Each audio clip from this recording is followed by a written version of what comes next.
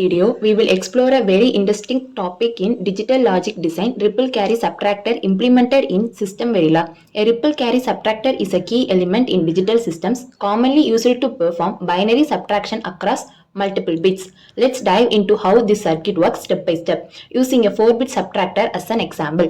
Before jumping into the code, let's quickly understand the concept. A ripple carry subtractor is used to subtract two binary numbers bit by bit, just like a ripple carry adder does for addition. However, here we account for borrow in borrow out signals. Each bit subtraction is handled by full subtractor module and the borrow is passed from one stage to next, creating a ripple effect. Understand the concept, let's move on to the system Verilog implementation. Here is the design code for our ripple carry subtractor.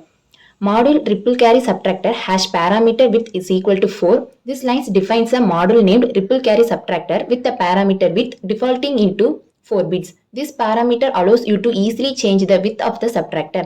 Input logic with 1:0 A, B. These are the inputs to the subtractor. A is the minute, the number from which another number is subtracted. B is the subtrahend, the number to the subtractor. Input logic pin. The input represents the borrow in, which is necessary for subtraction operations when the minute is less than the subtrahend.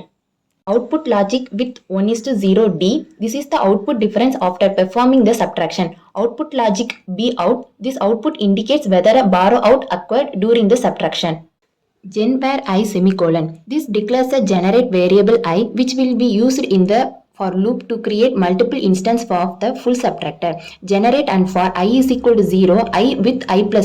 This begins a generate block which allows the creation of multiple instances of components in a loop. The loop will run with times, creating one full subtractor for each bit of input.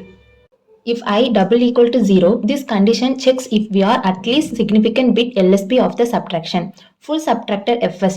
This instantiates a full subtractor module which performs the subtraction for the current bit. The first subtractor uses the borrow in pin for its calculation since there is no previous borrow for the first bit. Else, for all subsequent bits, when I greater than 0, the code instantiates another full subtractor. Dot pin borrow 1 minus 1. The borrow input for each bit except the LSB is taken from the borrow output of the previous bit subtractor, allowing for the ripple carry effect. Out is equal to borrow with -1. This line assigns the last borrow signal from the most significant bit MSB to the B out output. End of module. This line signifies the end of the ripple underscore carry underscore subtractor module definition. See about test bench code of ripple carry subtractor. Module declaration. This line declares the test bench module named TP underscore ripple underscore carry underscore subtractor, which is used to test the functionality of the ripple carry subtractor. Parameter definition. Here we define a parameter with set to 4, which indicates that our subtractor will operate on 4-bit binary numbers. Now we see the test inputs. We declare 3 variables. A and B are 4-bit logic vectors representing the two numbers we want to subtract. Pin is a single bit logic variable representing the borrow in signal. Let outputs. Logic with -1:0 D semicolon, logic B out semicolon. We declare the outputs of the subtractor. D is a 4-bit logic vector that will store the result of the subtraction. B out is a single bit logic variable that indicates if there is a borrow out after the subtraction. Instantiation of the subtractor. Here we instantiate the ripple underscore carry underscore subtractor module passing the width parameter. We connect the input and the output ports of the subtractor to our declared signals. Now we see the test process of the system Verilog. In this block, we set up a simulation environment. We use dump file to specify the name of the VCD, that is value change dump file, which will record the simulation of waveform data. Dump files tells the simulator to record all variables in the current scope. Now we see the test case 1. We define the first test case. We set A to 0110, which is 6 in decimal, and B to 0011, which is 3 in decimal. We set bin to 0, indicating there is no initial borrow. The hash 10 statement introduces a delay of 10 time units, allowing the subtractor to process the inputs. Finally, we display the inputs and resulting outputs using display.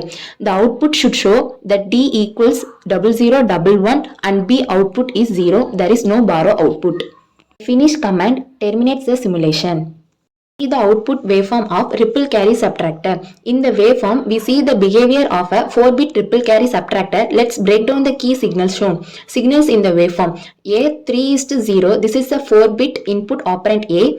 B 3:0, this is a 4-bit input operand B. Pin, the input borrow, which represents the initial borrow into the least significant bit LSB. This is a 2:0 initially. B out, the borrow output signal, which represents the borrow propagated after the subtraction. D 3:0, this is the 4-bit result of the subtraction A minus B, also called the difference width. This represents the width of the inputs and outputs, in this case 4 bits. Borrow 3:0, the intermediate borrow values after each bit subtraction. Waveform demonstrates how the ripple carry subtractor handles multiple cases of 4-bit subtraction with and without borrows. The results and borrow signal shows the correct provocation of borrows across each bit, accurately reflecting the nature of subtraction in binary arithmetic. Thank you.